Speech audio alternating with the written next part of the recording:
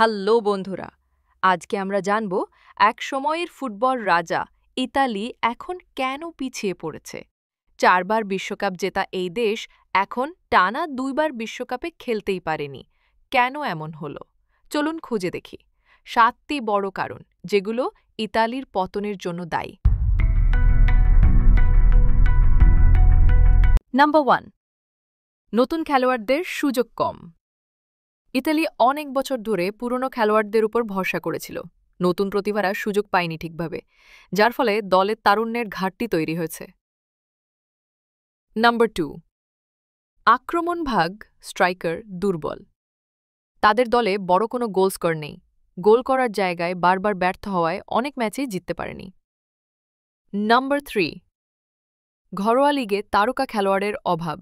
আগে ইতালির ক্লাবগুলোতে বড় বড় আন্তর্জাতিক খেলোয়াড় খেলত, এখন সিরিয়া লিগে সেই আকর্ষণ আর নেই, প্রতিযোগিতার মান কমে গেছে।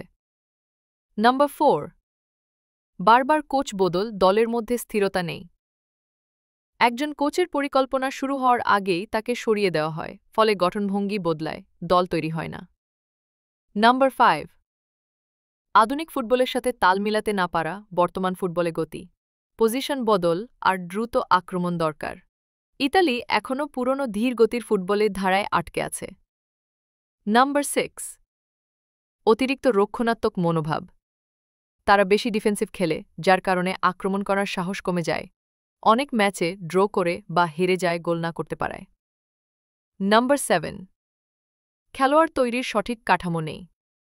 জার্মানি বা স্পেনের মতো একাডেমি সিস্টেম এতটা শক্তিশালী না, ফলে তরুণরা ঠিকভাবে গড়ে উঠছে না আর আন্তর্জাতিক মঞ্চে জায়গা করে নিতে পারছে না।